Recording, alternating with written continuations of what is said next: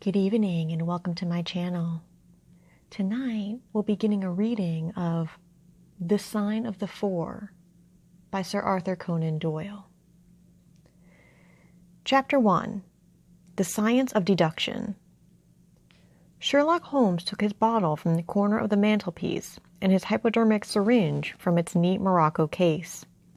With his long, white, nervous fingers, he adjusted the delicate needle and rolled back his left shirt cuff. For some little time his eyes rested thoughtfully upon the sinewy forearm and wrist, all dotted and scarred with innumerable puncture marks. Finally he thrust the sharp point home, pressed down the tiny piston, and sank back into the velvet-lined armchair with a long sigh of satisfaction. 3 times a day for many months I had witnessed this performance, but custom had not reconciled my mind to it. On the contrary, from day to day I had become more irritable at the sight, and my conscience swelled nightly within me at the thought that I had lacked the courage to protest.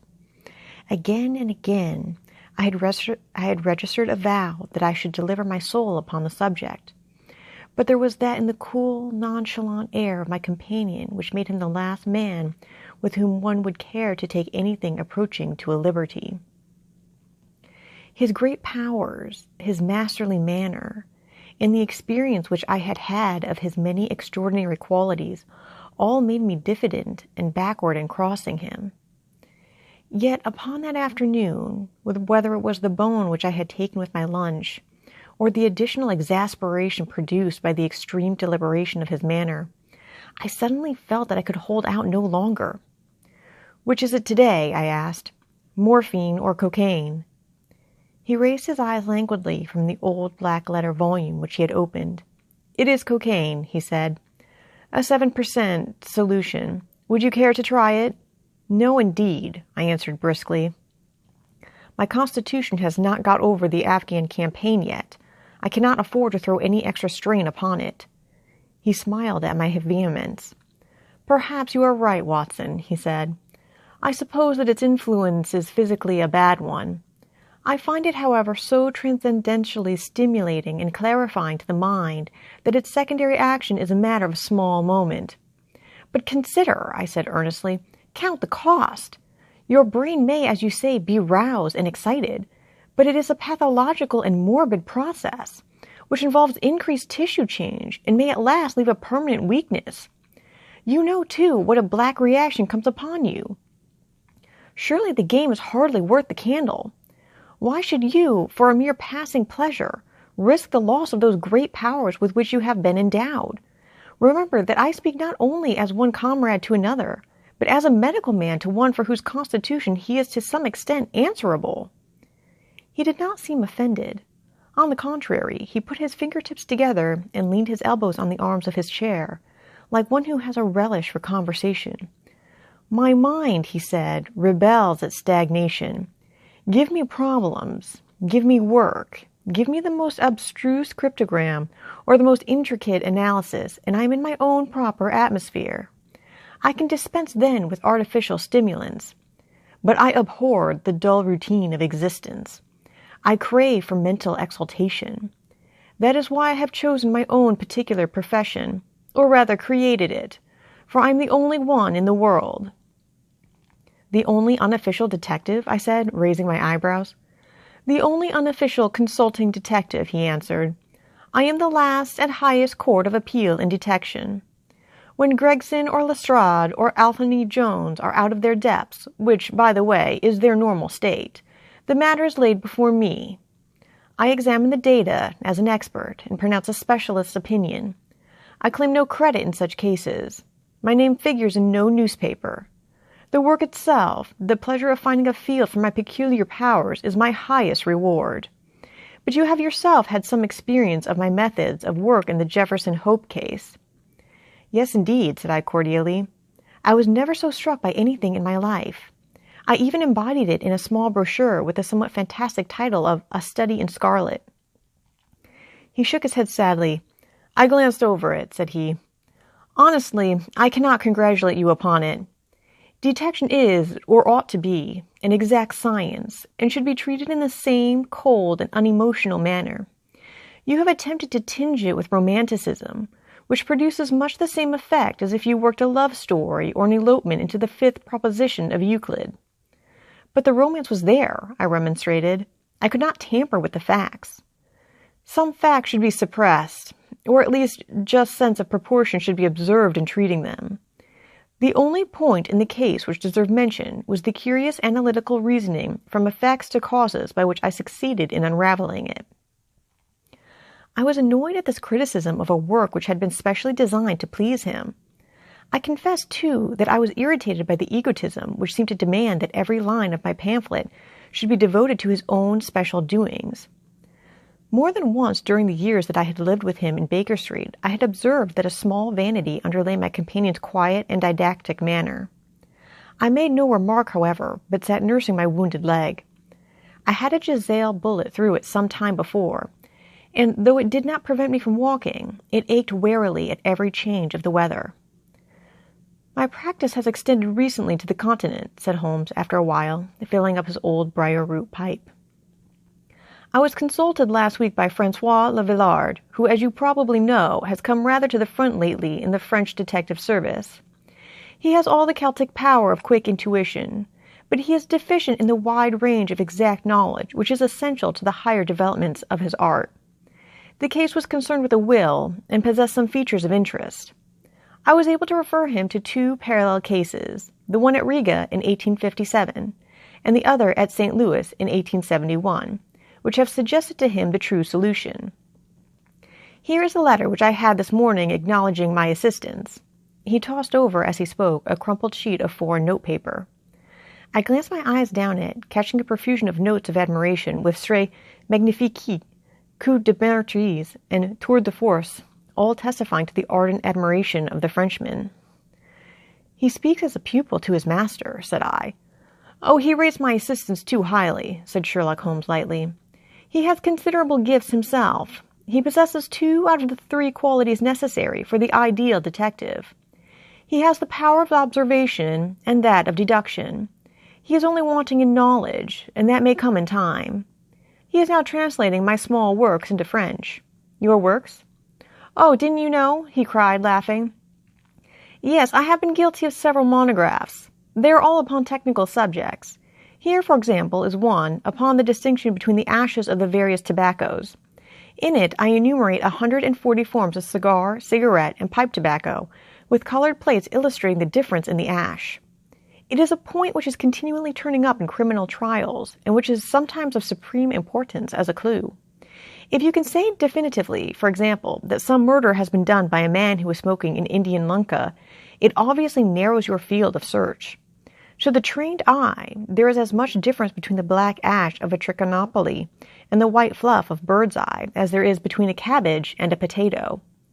"You have an extraordinary genius for minutiae," I remarked. "I appreciate their importance. Here is my monograph upon the tracing of footsteps, with some remarks upon the uses of plaster of Paris as a preserver of impresses.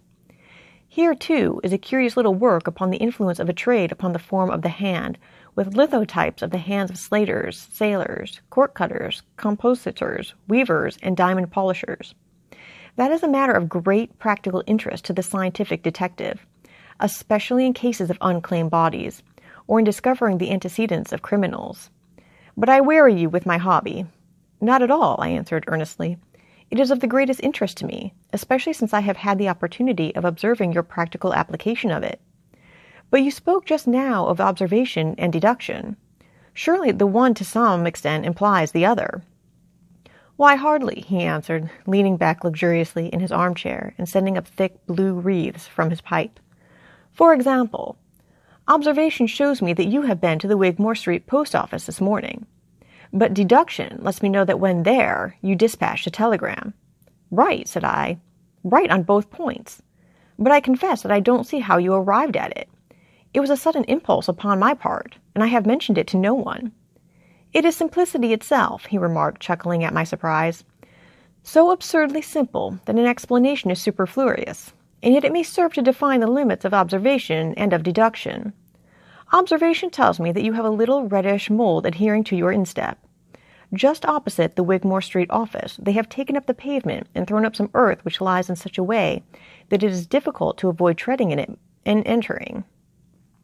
The earth is of this peculiar reddish tint which is found, as far as I know, nowhere else in the neighborhood. So much is observation. The rest is deduction. How, then, did you deduce the telegram? Why, of course I knew that you had not written a letter, since I sat opposite to you all morning. I see also in your open desk there that you have a sheet of stamps and a thick bundle of postcards. What could you go into the post office for, then, but to send a wire? Eliminate all other factors, and the one which remains must be the truth. In this case it certainly is so, I replied after a little thought. The thing, however, is, as you say, of the simplest. Would you think me impertinent if I were to put your theories to a more severe test? On the contrary, he answered. It would prevent me from taking a second dose of cocaine. I should be delighted to look into any problem which you might submit to me. I have heard you say that it is difficult for a man to have any object in daily use without leaving the impress of his individuality upon it in such a way that a trained observer might read it. Now, I have here a watch which has recently come into my possession. Would you have the kindness to let me have an opinion upon the character or habits of the late owner? I handed him over the watch with some slight feeling of amusement in my heart, for the test was, as I thought, an impossible one, and I intended it as a lesson against the somewhat dogmatic tone which he occasionally assumed. He bounced the watch in his hand, gazed hard at the dial, opened the back, and examined the works, first with his naked eyes, and then with a powerful convex lens. I could hardly keep from smiling at his crestfallen face when he finally snapped the case to and handed it back. There are hardly any data, he remarked. The watch has been recently cleaned, which robs me of my most suggestive facts. You are right, I answered. It was cleaned before being sent to me.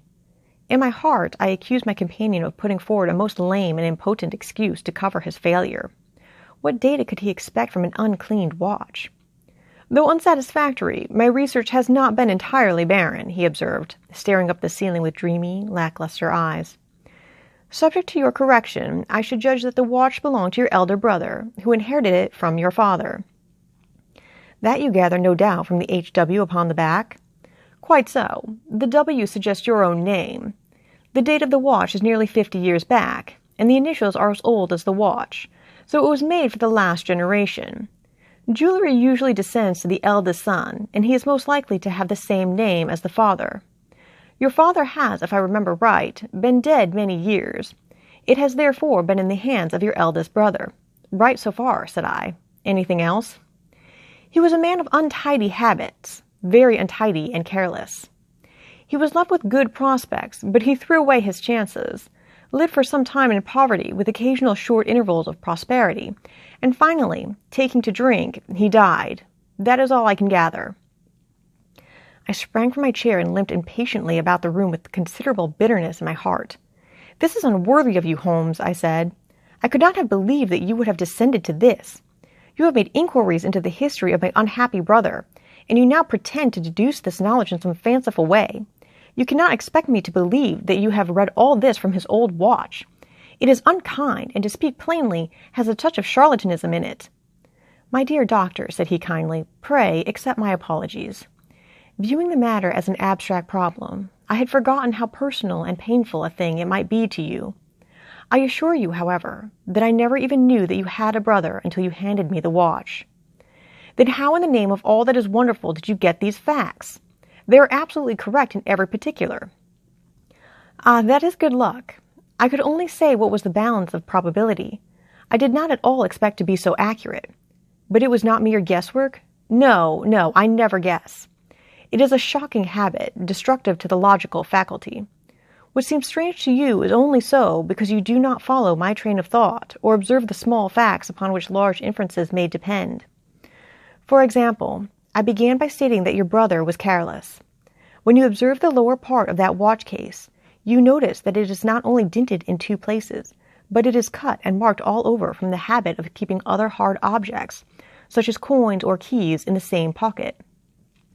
Surely it is no great feat to assume that a man who treats a 50-guinea watch so cavalierly must be a careless man.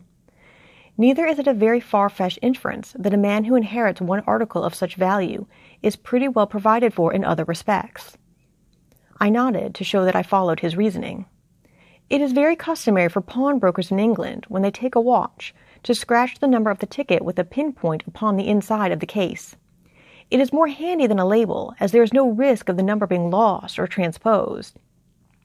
There are no less than 4 such numbers visible to my lens on the inside of this case. Inference, that your brother was often at low water.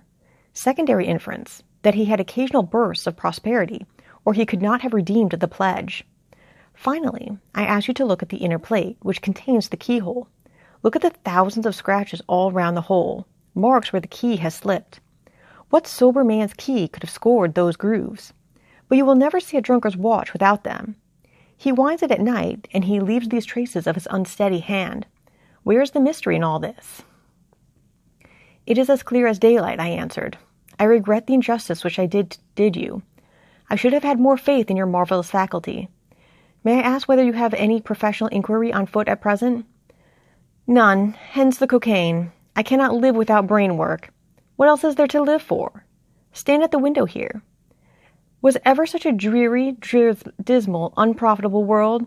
See how the yellow fog swirls down the street and drifts across the dun-colored houses. What could be more hopelessly prosaic and material? What is the use of having powers, doctor, when one has no field upon which to exert them? Crime is commonplace. Existence is commonplace. And no qualities save those which are commonplace have any function upon earth. I had opened my mouth to reply to this tirade, when with a crisp knock our landlady entered, bearing a card upon the brass salver. "A young lady for you, sir," she said, addressing my companion. "Miss Mary Morstan," he read. I have no recollection of the name. Ask the young lady to step up, Mrs. Hudson. Don't go, doctor. I should prefer that you remain." Thus ends Chapter 1 of The Sign of the Four by Sir Arthur Conan Doyle.